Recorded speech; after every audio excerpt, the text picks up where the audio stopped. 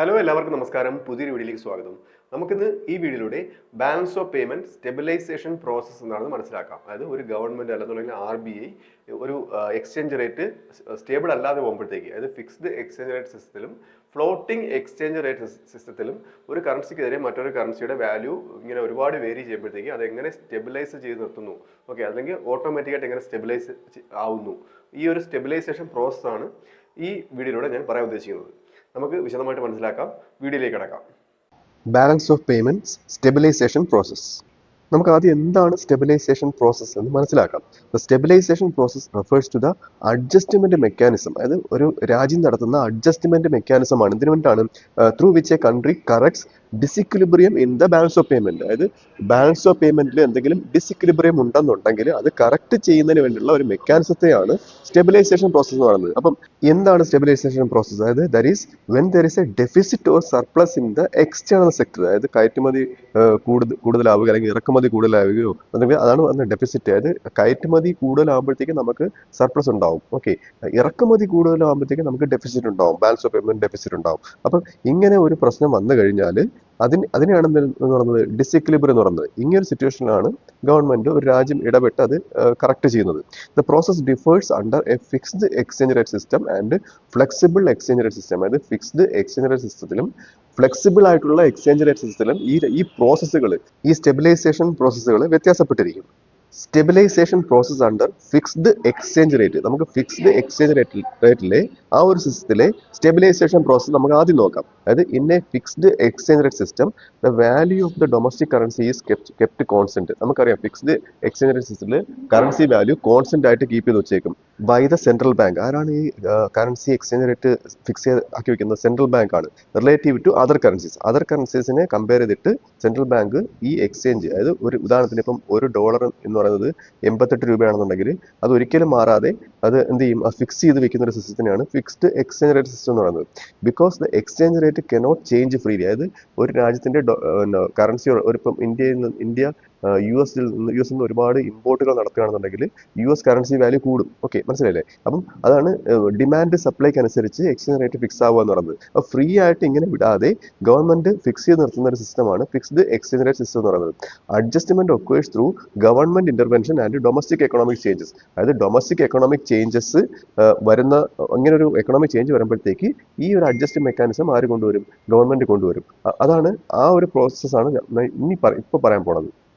ഇനി നമുക്ക് when there is a balance of payment deficit. Balance of payment deficit ഉള്ളപ്പോഴത്തേക്ക് എന്താണ് സംഭവിക്കുന്നതാണ് ഞാൻ ആ ഒരു അഡ്ജസ്റ്റ്മെന്റ് മെക്കാനിസമാണ് ഇനി പറയാൻ പോണത്.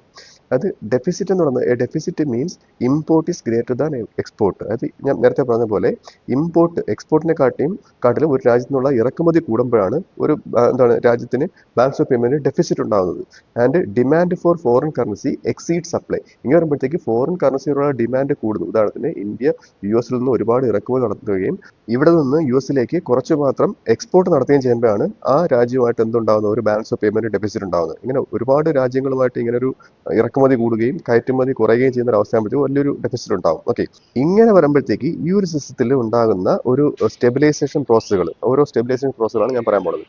അതായത് ഒന്നാമത്തെ സ്റ്റെബിലൈസേഷൻ പ്രോസസ് എന്നത് സെൻട്രൽ ബാങ്ക് ഇന്റർവെൻഷൻ. സെൻട്രൽ ബാങ്കിന്റെ ഇടപെടലാണ് ആദ്യത്തെ സ്റ്റെബിലൈസേഷൻ പ്രോസസ് എന്ന് പറയുന്നത്. എന്താണ് ഇത് ചെയ്യുന്നത്? Central bank sells foreign exchange reserves. അതായത് അമേരിക്കയിൽ നിന്ന് കൂടുതൽ ഇറക്കുമതി നടത്തുകയും അമേരിക്കൻ ഡോളറിനുള്ള ഡിമാൻഡ് കൂടുകയും ചെയ്യുമ്പോഴത്തേക്ക് അവിടെ അമേരിക്കൻ കറൻസി വാല്യൂ, അതായത് എഗെയിൻസ്റ്റ് ഇന്ത്യ എന്ത് ചെയ്യാൻ സാധ്യതയുണ്ട്? കൂടാൻ സാധ്യതയുണ്ട്. ഈ സിറ്റുവേഷനിൽ RBI എന്ത് ചെയ്യും?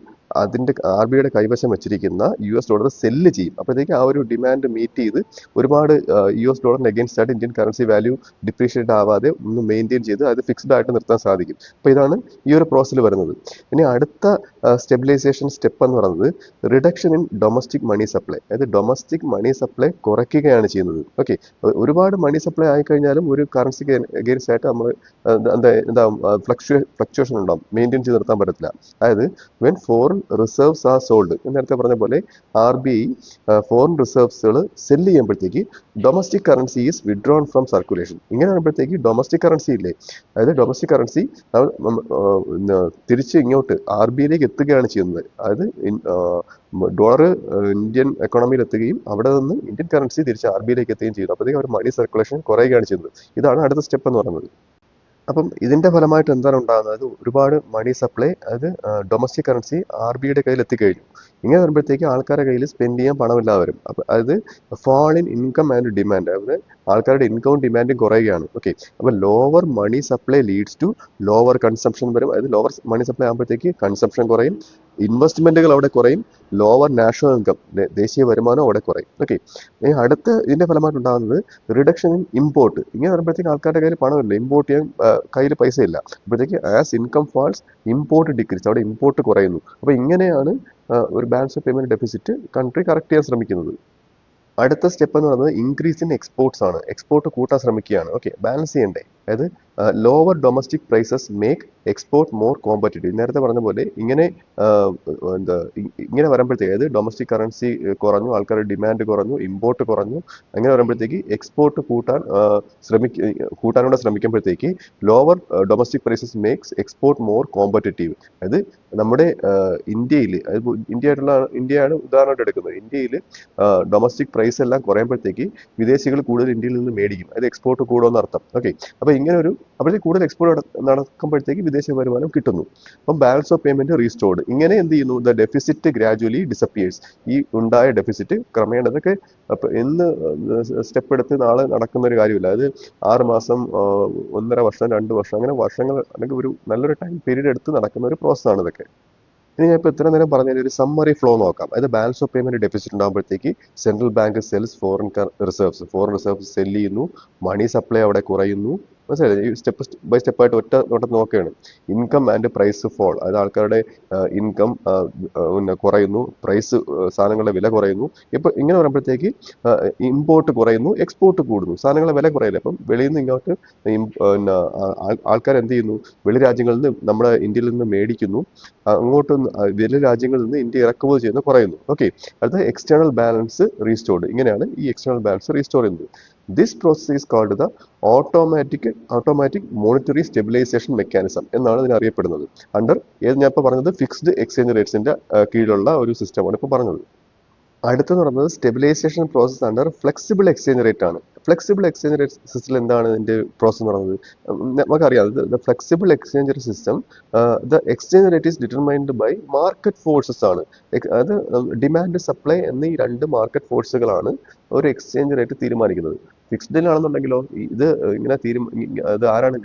ഗവൺമെന്റ് ആണ് തീരുമാനിക്കുന്നത്. അതായത് ഒരു കറൻസി വേരി ചെയ്ത് കഴിഞ്ഞാൽ അവർ കയ്യിലുള്ള ഫോറിൻ റിസർവ് ബൈയും സെല്ലും ചെയ്തിട്ട് ഓട്ടോമാറ്റിക്കായിട്ട് പിടിച്ചു നിർത്തുന്ന ഒരു സിസ്റ്റമാണ്. പക്ഷേ ഇവിടെ ആരും പിടിച്ചു നിർത്തുന്നില്ല, ഡിമാൻഡ് ആൻഡ് സപ്ലൈക്ക് അനുസരിച്ച് വിട്ടുകൊടുക്കുകയാണ് ചെയ്യുന്നത്. ഓക്കെ, ഏതില്? ഫ്ലെക്സിബിളില്. അപ്പം the central bank does not intervene heavily, അതായത് വലിയ രീതിയിലൊന്നും സെൻട്രൽ ബാങ്ക് ഇടപെടാത്തൊരു സിസ്റ്റമാണിത്.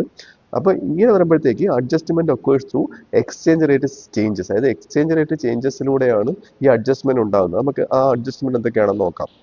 ഇനി നമുക്ക് ഈ ഒരു സിസ്റ്റത്തിലെ ആ ഒരു അഡ്ജസ്റ്റ്മെന്റ് മെക്കാനിസം ആണ് നോക്കുന്നത്. When there is A balance of payment deficit, ഇവിടെ ഒരു ബാലൻസ് ഓഫ് പേയ്മെന്റ് ഡെഫിസിറ്റ് ഉണ്ടായാൽ, അത് deficit means demand for foreign currency is greater than supply. മനസ്സിലായില്ലേ? ഇപ്പം നേരത്തെ പറഞ്ഞതിൽ നിന്ന് വ്യത്യസ്തമാണ്. ഡിമാൻഡ് ഫോർ ഫോറിൻ കറൻസി എന്താണ്? സപ്ലൈ ഓഫ് ഫോറിൻ കറൻസിക്കാട്ടിലും കൂടുതലായിട്ട് നിൽക്കുന്ന ഒരു അവസ്ഥയാണിത്. അപ്പം സ്റ്റെബിലൈസേഷൻ പ്രോസസ് എന്ന് പറയുന്നത്, സ്റ്റെബിലൈസേഷൻ സ്റ്റെപ്സ് ഒന്നാമത്തത് കറൻസി ഡിപ്രീസിയേഷൻ, അതായത് നമ്മുടെ കറൻസി എന്ത് ചെയ്യുന്നു? ഡിപ്രീഷിയേറ്റ് ചെയ്യുന്നു. നമ്മുടെ ഒരു കറൻസിക്ക് എതിരായിട്ട് നമ്മുടെ കറൻസിയുടെ മൂല്യം കുറയുന്നു. ഇപ്പം US ഡോളറിന് എഗെയിൻസ്റ്റ് ആയിട്ട് മൂല്യം കുറഞ്ഞു കിടക്കുകയാണ്, 90-ന് മുകളിൽ പോയി. ഓക്കെ, അപ്പം നേരത്തെ 88, 86 നിൽക്കുകയായിരുന്നു. പിന്നെ ആ ഒരു ടാരിഫ് ഇഷ്യൂ വന്നപ്പോഴത്തേക്ക് 88-ൽ പോയി, പിന്നെ ഇപ്പോൾ 90-ന് മേലോട്ട് പോയിട്ടുണ്ട്. ഓക്കെ, അപ്പം ആദ്യത്തെ സംഭവം വെച്ചാൽ കറൻസി ഡിപ്രീസിയേഷൻ ആണ്. അതായത് ഇന്ത്യൻ കറൻസി ഡിപ്രീഷിയേറ്റ് ചെയ്യുന്നു. അതായത് ഇന്ത്യയിലെ സാധനങ്ങളൊക്കെ ഇപ്പോൾ $1 കൊടുത്തു കഴിഞ്ഞാൽ ഇപ്പോൾ 90, ഉദാഹരണം പറയുന്നത്, 90 രൂപ വർത്ത് ഗുഡ് പിന്നെ അമേരിക്കക്കാർക്ക് കിട്ടുകയാണ്. നേരത്തെ ആണെന്നെങ്കിൽ $1 കൊടുത്തു കഴിഞ്ഞാൽ 86 റുപ്പീസ് വർത്തായിട്ടുള്ള ഇന്ത്യൻ ഗുഡ്സേ ആർക്ക് കിട്ടുമായിരുന്നുള്ളൂ? അമേരിക്കക്കാർക്ക് കിട്ടുമായിരുന്നുള്ളൂ. അപ്പോൾ അത് ഈ ഒരു സിറ്റുവേഷനിൽ എന്ത് ചെയ്യുകയാണ്? കറൻസി ഡിപ്രീഷിയേറ്റ് ചെയ്യുകയാണ്. ഓക്കെ, അതായത് $1 അഗെയിൻസ്റ്റ് 90 രൂപയായി കഴിഞ്ഞാൽ കറൻസി ഡിപ്രീഷിയേറ്റ് ചെയ്യുകയാണ്. അപ്പോൾ അമേരിക്കക്കാർക്ക് കൂടുതൽ ഉൽപ്പന്നങ്ങൾ ഇന്ത്യയിൽ നിന്ന് മേടിക്കാം. ഓക്കെ, അപ്പം excess demand for foreign currency causes the domestic currency to depreciate. അതിന്റെ ഫലമായിട്ട് export become cheaper, export cheaper ആവും. അതായത് വെളിനാടുകൾ, അമേരിക്കക്കാർക്ക് നമുക്ക് നമ്മുടെ നിന്ന് കൂടുതലായിട്ട് സാധനങ്ങൾ മേടിക്കാൻ കഴിയും. Foreign buyers find domestic goods less expensive, അതായത് ഫോറിൻ ബയേഴ്സ് നമ്മുടെ ഗുഡ്സ് ലെസ് എക്സ്പെൻസീവ് ആയിട്ട്, അതായത് ചിലവ് കുറച്ച് അവർക്ക് മേടിക്കാൻ കഴിയുന്നു. അപ്പം ഇന്ത്യക്കാർക്ക് എന്താണ്? എക്സ്പോർട്ട് കൂടുന്നു. ഇതിന്റെ ഫലമായിട്ട് ഇമ്പോർട്ട് കോസ്റ്റ്ലിയർ ആവുകയാണ്. ഇന്ത്യക്ക് 90 രൂപ കൊടുക്കേണ്ടി വരും, 90 അതിനോ മുകളിൽ കൊടുക്കേണ്ടി വരും $1 വർത്ത് US ഗുഡ് മേടിക്കുന്നതിന്. മനസ്സിലായില്ലേ? അപ്പോൾ ഇറക്കുമതി അവിടെ ചെലവ് കൂടുകയാണ്. അപ്പം domestic consumers find imported goods more expensive. നമുക്ക് എന്ത് ചെയ്യാം, ഇമ്പോർട്ട് കൂടുതൽ എക്സ്പെൻസീവ് ആയിട്ട് തോന്നും. ഇതിന്റെ ഫലമായിട്ട് ചേഞ്ച് ഇൻ ട്രേഡ് പാറ്റേൺ, ആ ട്രേഡ് പാറ്റേണിൽ വ്യത്യാസം ഉണ്ടാവുകയാണ്. അതായത് എക്സ്പോർട്ട് ഇൻക്രീസ് ആവുകയും ഇമ്പോർട്ട് ഡിക്രീസ് ആവുകയും ചെയ്യുകയാണ്. അപ്പോൾ ബാലൻസ് ഓഫ് പേയ്മെന്റ് സ്റ്റേബിൾ ആയി വരികയാണ് ചെയ്യുന്നത്. Balance of payment improves, the deficit is corrected automatically. അപ്പോൾ ഇങ്ങനെ വരുമ്പോഴത്തേക്ക് ഓട്ടോമാറ്റിക് ആയിട്ട് ആ ഡെഫിസിറ്റ് കറക്റ്റ് ആവുകയാണ് ചെയ്യുന്നത്. അപ്പം ഇപ്പോൾ പറഞ്ഞ എൻ്റെ ഒരു സമ്മറി ഫ്ലോ എന്ന് പറയുന്നത്, ബാലൻസ് ഓഫ് പേയ്മെന്റ് ഡെഫിസിറ്റ് ഇത് ഫ്ലെക്സിബിൾ എക്സ്ചേഞ്ച് റേറ്റ് സിസ്റ്റം ഉണ്ടാകുമ്പോഴത്തേക്ക് ആദ്യം കറൻസി ഡിപ്രീഷിയേറ്റ് ആവുന്നു, എക്സ്പോർട്ട് ചീപ്പർ ആവുന്നു, അതായത് കയറ്റുമതി കൂടുതൽ ചീപ്പർ ആവുന്നു, ഇമ്പോർട്ട് എക്സ്പെൻസീവ് ആവുന്നു. ഓക്കെ, പറഞ്ഞു കഴിഞ്ഞു. എക്സ്പോർട്സ് അങ്ങനെ പറയുമ്പോഴത്തേക്ക് എക്സ്പോർട്ട് കൂടുകയും ഇമ്പോർട്ട് കുറയുകയും ചെയ്യുന്നു. ബാലൻസ് ഓഫ് പേയ്മെന്റ് ഇക്വിലിബ്രിയത്തിൽ എത്തുന്നു, റീസ്റ്റോർ ചെയ്യപ്പെടുന്നു. അതായത് ഇത്രയേ ഉള്ളൂ നമുക്ക് കൺക്ലൂഡ് ചെയ്യാവുന്നത്. അണ്ടർ ഫിക്സ്ഡ് എക്സ്ചേഞ്ച് റേറ്റ്സ്, ഞാൻ നേരത്തെ പറഞ്ഞില്ലേ, ഫിക്സ്ഡ് എക്സ്ചേഞ്ച് റേറ്റ്സിൽ stabilisation occurs through monetary contraction and, അത് മോണിറ്ററി കോൺട്രാക്ഷനിലൂടെയാണ് ഇത് ഫിക്സ്ഡ് എക്സ്ചേഞ്ച് റേറ്റ്സിൽ ഇത് അഡ്ജസ്റ്റഡ് ആവുന്നത്.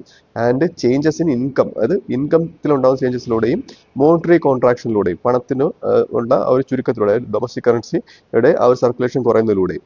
അണ്ടർ ഫ്ലെക്സിബിൾ എക്സ്ചേഞ്ച് റേറ്റ്സിലാണെന്നുണ്ടെങ്കിൽ stabilisation occurs through exchange rate depreciation and അപ്രീസിയേഷനിലൂടെയും ഡിപ്രീസിയേഷനിലൂടെയാണ് ഇത് അഡ്ജസ്റ്റഡ് ആവുന്നത്. ഓക്കെ, ഇതാണ് നമുക്ക് ചുരുക്കി പറയാവുന്നത്.